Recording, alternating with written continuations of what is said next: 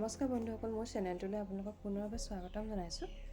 বন্ধুসকল, আজি আমি এটা বহুত ধুনীয়া ইনডোৰ অৰ্নামেণ্টেল প্লাণ্টৰ বিষয়ে কথা পাতিম। এইটো দেখিছে মই কি প্লাণ্টৰ বিষয়ে আজি ক'বলৈ গৈ আছোঁ। এই প্লাণ্টটোৰ নাম হৈছে কালাথিয়া। ইয়াৰ অৰিজিনেল নামটো হৈছে অৰাণ্টা কালাথিয়া। ইয়াক কেইবাটাও নামেও জনা যায়। ইয়াক কালাথিয়া বুলিও খুব জনপ্ৰিয়, মাৰাণ্টা বুলিও কোৱা হয়, বিভিন্ন নামেৰে জনা যায়, কিন্তু ইয়াৰ চাইণ্টিফিক নেমটো হৈছে, বৈজ্ঞানিক যিটো নাম সেইটো হৈছে কালাথিয়া অৰাণ্টা হয়। আৰু এই প্লাণ্টটো আপোনাৰ চাউথ আমেৰিকাৰ পৰা বিলং কৰে। এইটো এটা চাউথ আমেৰিকান প্লাণ্ট হয়। খুব ধুনীয়া। ইয়াৰ পাতৰ যিটো সৌন্দৰ্য, সেইটো সৌন্দৰ্যৰ কাৰণে ইয়াক খুব ভাল লাগে। কেইবাটাও ভেৰাইটিৰ মাৰাণ্টা পোৱা যায়। এইটো এটা আছে মোৰ ওচৰত ট্ৰাইষ্টা কালাথিয়া বুলি কয়। ইয়াত ট্ৰাইষ্টা কালাথিয়া বুলি এইকাৰণে কয়, ইয়াত 3টা ৰং দেখা যায়। ইয়াক চাওক, এইটো পিংক, ব্ৰাউন, গ্ৰীণ, কেতিয়াবা 4টা ৰঙৰ সংমিশ্ৰণ দেখা যায়। কেতিয়াবা পাতটো অলপ লাইট গ্ৰীণো হৈ যায়, খুব ধুনীয়া লাগে। কালাথিয়াৰ ভিতৰত এইটো খুবেই ধুনীয়া এটা প্লাণ্ট। আৰু এইটো হৈছে পিংক ষ্ট্ৰিপ কালাথিয়া হয়। ইয়াত দেখিছে ইয়াৰ পাতত কিছুমান আঁচ আছে, পিচ কালাৰ নিচিনা, পিচ আৰু হোৱাইট মিক্স, খুব ধুনীয়া। আৰু এইটো এটা হৈছে মাৰাণ্টা এৰ'হেড প্লাণ্ট। এইটোৰ সৈতে একেই, ট্ৰাইষ্টা মাৰাণ্টাটোৰ নিচিনা একেই হয়। এইটো খালি ইয়াত পিংক কালাৰটো নাথাকে, অকল ব্ৰাউন আৰু গ্ৰীণ থাকে আৰু ডাৰ্ক গ্ৰীণ থাকে। ইয়াক মাৰাণ্টা এৰ'হেড প্লাণ্ট বুলি কোৱা হয়। এইটো কাৰণে কোৱা হয়, এই প্লাণ্টটো অলপ ওখ হৈ যায়। যিবিলাক প্লাণ্ট এই ওখ হ'লে খুব বেছি 2 ফুট পৰ্যন্ত ওখ হয়, কিন্তু ই বহুত ওখ হৈ যায়, সেইবাবে ইয়াক মাৰাণ্টা এৰ'হেড প্লাণ্ট বুলি কোৱা হয়। কিন্তু যদিও ই মাৰাণ্টা গোষ্ঠীৰ ভিতৰতে পৰে, মানে মাৰাণ্টা ফেমিলিৰ ভিতৰতে যদিও পৰে, কিন্তু ইয়াৰ মাৰাণ্টাৰ নিচিনা কিছুমান চৰিত্ৰ একেই নহয়, অলপ বেলেগ হয়। সেইবাবে মই আছিলে কাৰণে দেখাই দিছোঁ, কিন্তু আজি আমি বিশেষকৈ এই দুটা প্লাণ্টৰ বিষয়ে কথা পাতিম, যিটো পিংক ষ্ট্ৰিপ কালাথিয়া আৰু ট্ৰাইষ্টা কালাথিয়া হয়। খুব ধুনীয়া লাগে এইটো প্লাণ্ট। ইয়াক প্ৰেয়াৰ প্লাণ্ট বুলিও কোৱা হয়। প্ৰেয়াৰ প্লাণ্ট বুলি এইটো কাৰণে কোৱা হয়, মানে তাত যদি আপুনি পানী দিবলৈ পাহৰি গৈছে, ইয়াৰ যেতিয়া প্লাণ্টত পানী নাইকিয়া হৈ যায়, ইয়াৰ পাতবিলাক এই ধৰণে এনেকৈ হাতযোৰ কৰা নিচিনাকৈ এনেকৈ চাপ খাই যায়। মই এতিয়া পানী দি দিলোঁ, কিন্তু অলপ দেৰি আগত এনেকুৱাই হৈ আছিলে। এনেকৈ পাতবিলাক এনেকৈ চাপ খাই যায়, এনেকুৱা লাগে যে নমস্কাৰ কৰিছে বা প্ৰেয়াৰ কৰিছে যে মোক পানী দিয়ক। সেইবাবে ইয়াক প্ৰেয়াৰ প্লাণ্ট বুলি কোৱা হয়। আচলতে ইয়াৰ যিটো পাতৰ জাপ খাই যোৱা চৰিত্ৰ, সেইটো আপোনাৰ ৰাতি হ'লেও ইয়াৰ পাতবিলাক কিন্তু জাপ খাই যায়।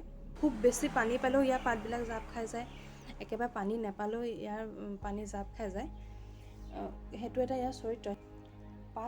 পাত যিটো বন্ধ হৈ যায়, এইটো তাৰ মেকানিজমেই হয়, কাৰণ বন্ধ হৈ গ'লে কি হয়, ইয়াৰ যিটো ষ্ট'মা হয় সেইটো এক্সপ'জ নহ'ব, তেতিয়া পানী লছ নহ'ব। সেইবাবে ইয়াত বন্ধ হৈ যায়, যাতে পানী লছ কম হয়, আৰু যিমান খোলা থাকিব সিমান ইভালুৱেশ্যন অফ ৱাটাৰ কম হ'ব।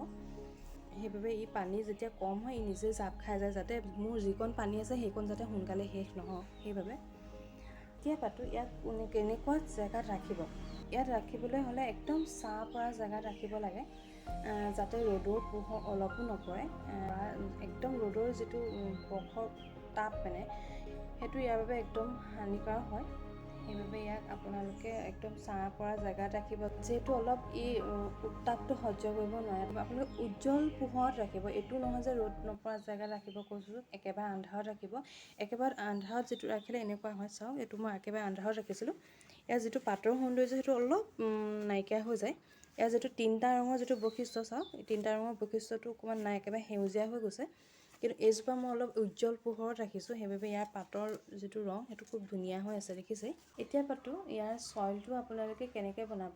ইয়াৰ চইলটোত আপোনালোকে 30% বালি মিক্স কৰিব, 20% কোকোপিট, 30% আপোনালোকে বালি মিক্স কৰিব। আৰু অলপ, যিহেতু বালি দিয়া হয়, নদীৰ বালিটোত বহু পৰিমাণে সাৰ থাকে, সাৰ এক্সট্ৰাকৈ নালাগে, দিলেও আপোনালোকে শুকান গোবৰ দিব পাৰে। বেলেগ NPK বা বন মিলটো বা এইবিলাক প্লাণ্টত নিদিয়ে, ফুল ফুলা প্লাণ্টত দিয়ে, সেইবিলাক নিদিলেও চলি যায়, শুকান গোবৰে ইয়াৰ কাৰণে। কালাথিয়াৰ ৰুটবিলাক বহুত দলৈকে নাযায়, মানে বহুত তললৈকে নাযায়, ওপৰতে থাকে।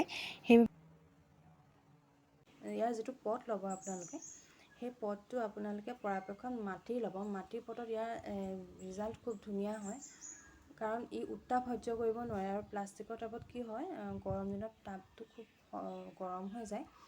মাটিৰ টাবটো যিটো উত্তাপটো সি মেইনটেইন কৰি ৰাখিব পাৰে, সেইবাবে আপোনালোকে মাটিৰ টাব ব্যৱহাৰ কৰিব পাৰে। আৰু মাটিৰ টাবটো যিকোনো টাব ল'লে টাবৰ তলটো ধুনীয়াকৈ হোল্ড কৰিব, যাতে পানীটো ৰৈ নাথাকে। পানীটো যদি ৰৈ থাকে ফাংগাছ ক্ৰিয়েট হ'ব। আৰু প্লাণ্টটোৰ একৰ্ডিং আপোনালোকে টাব ল'ব। এইটো মই 8 ইঞ্চি গামলা লৈছোঁ।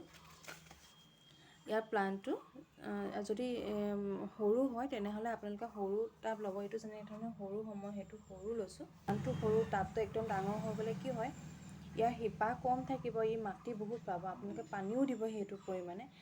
সেই হিচাপে তাত ভেঁকুৰ ধৰিবলৈ থ'ব আৰু প্লাণ্টজোপা মৰি যাব। সেইটো আপোনালোকে ধ্যান ৰাখিব। আৰু এটা কথা কওঁ, ইয়াৰ যিটো মাটি হয়, মাটিটো সেমেকি থাকিব লাগে। সেমেকা মাটি পচন্দ কৰে, সেইবাবে মই কোকোপিট আৰু বালি বেছি পৰিমাণে দিবলৈ কওঁ। যিহেতু বালিয়ে পানীটো ধুনীয়াকৈ ড্ৰেইন কৰি দিয়ে আৰু কোকোপিটে পানীটো অলপ পৰিমাণে ধৰি ৰাখে, সেইটো ইয়াৰ বাবে অলপ ভাল হয়। মাটিটো অলপ মইষ্ট কৰি ৰাখিব। পানী আপোনালোকে পৰাপক্ষত গৰম দিনত দিনে 2বাৰকৈ দিব লাগে। এই প্লাণ্টটো অকল এইটো টাব বুলি নহয়, হেঙিঙত ৰাখিলেও খুব ধুনীয়া দেখি। বিশেষকৈ এইটো নহয়, এইটো অলপ ওখটো কম হয়, এইটো হেঙিঙত ৰাখিলে খুব ধুনীয়া দেখি। এতিয়া আহোঁ ফাৰ্টিলাইজাৰৰ বিষয়ে। ফাৰ্টিলাইজাৰ আপোনালোকে 2টা মাহতে দিব পাৰে, ছেপ্টেম্বৰ আৰু ফেব্ৰুৱাৰীত। বাৰিষা সময়ত ফাৰ্টিলাইজাৰ দিবলৈ এইটো কাৰণেই নকওঁ, কাৰণ বাৰিষা বৰষুণ দি থাকে আৰু বৰষুণত কি হয়, ভিতৰতে ৰখা হয়, যদিও বৰষুণত কালাঠিয়াবোৰ উলিয়াই দিওঁ, কাৰণ বৰষুণৰ পানীটোৱে খুব ভাল পায়। তাৰ ফলত আপোনালোকে সাৰ দিলেও সাৰটো বৰষুণৰ পানী উটি যাব। সেইটো কাৰণে ফেব্ৰুৱাৰী আৰু ছেপ্টেম্বৰত দিব। তাৰ মাজে মাজে আপোনালোকে অৰ্গেনিক যিবিলাক ফাৰ্টিলাইজাৰ বা হোমমেড যিবিলাক ফাৰ্টিলাইজাৰ, লিকুইড ফাৰ্টিলাইজাৰ সেইবিলাক দিব পাৰে। আৰু এটা চাব যাতে অভাৰ ফাৰ্টিলাইজ হৈ নাযায়। অভাৰ ফাৰ্টিলাইজ হৈ গ'লে কি হ'ব, ইয়াৰ যিবিলাক পাতৰ কাষবিলাক হ'ব, পাতৰ কাষবিলাক ব্ৰাউন হৈ যাব। ব্ৰাউন হৈ গ'লে আপোনালোকে গম পাব যে ই অভাৰ ফাৰ্টিলাইজ হৈ গৈছে। এতিয়া আপোনালোকে পটটোৰ পৰা প্লাণ্টটো ৰিপৰ্ট কৰি দিব বা মাটিখিনি চেঞ্জ কৰি দিব, নহ'বা প্লাণ্টটো বচোৱাৰ কোনো উপায় নাথাকে। আৰু এটা কথা, ইয়াৰ প্ৰপাগেশ্যন কৰিবৰ বাবে বা মাল্টিপ্লাই কৰিবলৈ হ'লে ৰুট ডিভিজনৰ পৰাই কৰিব লাগিব। ইয়াৰ বেলেগ উপায় নাই। আপোনালোকে প্লাণ্টটো ডাঙৰ হৈ গ'লে তাৰপৰা ৰুট ডিভিজন কৰি প্লাণ্টটো প্ৰপাগেট কৰিব পাৰে। এতিয়া আহোঁ, ইয়াৰ পাতবিলাক আপোনালোকে কেনেধৰণে উজ্জ্বল কৰি ৰাখিব বা ধুনীয়া কৰি ৰাখিব। ইয়াৰ ঠাণ্ডা দিনত ইয়াৰ পাতবিলাক অলপ শুকান নিচিনা হৈ যায়, যিহেতু ঠাণ্ডা দিনত অলপ ৱেডাৰটোৱে অলপ শুকান হয়, সেইবাবে পাতবিলাকো শুকান হৈ যায়। ই যিহেতু অলপ পানী পচন্দ কৰে, ঠাণ্ডা দিনত কি হয়, পটককৈ মাটিটো শুকাই যায়। আপোনালোকে এতিয়া গৰম দিন অহাৰ লগে লগে পাতৰ সৌন্দৰ্য, বিশেষকৈ এইটো মাহত খুব ধুনীয়া হয়, নতুন নতুন পাতবিলাক খুব ধুনীয়াকৈ ওলাই আহে, যিহেতু বহাগ মাহ। সেইবাবে আমাৰ এই বতৰটোত চব প্লাণ্টেই খুব ধুনীয়া হয়, পাতৰ যিবিলাক প্লাণ্ট। আৰু এটা কথা, গোটেই বছৰ আপোনালোকে পাত ধুনীয়াকৈ ৰাখিবলৈ হ'লে ইয়াৰ পাতবিলাক আপোনালোকে ধূলি পৰিবলৈ নিদিব। সৰু কাপোৰ এখনে ধুনীয়াকৈ মুচি থাকিব। মই সদায় বা এদিন দুদিনৰ মূৰে মূৰে মুচি থাকোঁ। আৰু পাতবিলাকক খুব পানী স্প্ৰে' কৰিব, পাতবিলাকেও যাতে পানী পায়। এনেকুৱা নহয় মাটিটোত দিলোঁ, পাতবিলাকো পানী স্প্ৰে' কৰিব। যদি আপুনি দিনটোত 2বাৰ পানী দিব পৰা নাই, তেনেহ'লে পাতবিলাকতে পানী স্প্ৰে' কৰি দিব, তেতিয়াও ধুনীয়া হয়। আৰু পাতবিলাক খালি তিতা কাপোৰ এখন লৈ মুচি থাকিব, খুব ধুনীয়া লাগে তেতিয়া। যদি পাতবিলাকত ধূলিয়ে পোত খাই থাকে, তেতিয়া কি হ'ব, প্লাণ্টটোও সোনকালে নাবাঢ়ে। কালাঠিয়া সেইটোও এটা কথা, পাতবিলাক লেতেৰা হৈ থাকিলেও সোনকালে নাবাঢ়ে। আৰু কেঁচি এখন লৈ যিবিলাক বেয়া পাত, সেইবিলাক বেয়া পাতবিলাক ৰিমুভ কৰি থাকিব। এইটো কাৰণে ৰিমুভ কৰিব, এজোপা গছত বেয়া পাত খিলালেও জোপাই নিউট্ৰিশ্যন প্ৰভাইড কৰি থাকে। সেইবাবে বেয়া পাত দেখিলে আপোনালোকে যদি পাতৰ বোলে এটা অংশ শুকাইছে, তেতিয়া আপোনালোকে সৰু কেঁচি এখন লৈ কাটি দিব। যেনেকৈ মোৰ এতিয়া এইটো পাত শুকাইছে, সেইবাবে মই ইয়াক কেঁচি এখন লৈ এনেকৈ কাটি দিম, ৰিমুভ কৰি দিব। কাৰণ এইটো গুৰিৰ পৰাই শুকাই আহিছিলে। তেতিয়া গছজোপা কি কৰিব, নতুন পাত যিবিলাক ওলাব, সেইবিলাকলৈ তেতিয়া ধুনীয়াকৈ নিউট্ৰিশ্যন প্ৰভাইড কৰিব। এইটো যিহেতু পাতখিলা অলপ মৰি গৈছে, ইয়াৰ কোনো দৰকাৰ নাই, দেখিবলৈও খুব বেয়া লাগে। এয়াই আছিলে আজি কালাঠিয়াৰ বিষয়ে। এইখিনিকে আপোনালোকক জনালোঁ মোৰ অভিজ্ঞতাৰ ফালৰ পৰা। সিমান নাই, কালাঠিয়া বহুত ভেৰাইটি, প্ৰায় 7টা ভেৰাইটিৰ কালাঠিয়া পোৱা যায়। মোৰ ওচৰত আৰু এটা আছিলে, যিটো পিকক কালাঠিয়া বুলি কয়, সেইটো সৰু হৈ আছে। আজিলৈ ইমানেই আছিল বন্ধুসকল। মোৰ ভিডিঅ'টো আপোনালোকৰ কাৰণে উপযোগী হ'ব বুলি ভাবিছোঁ।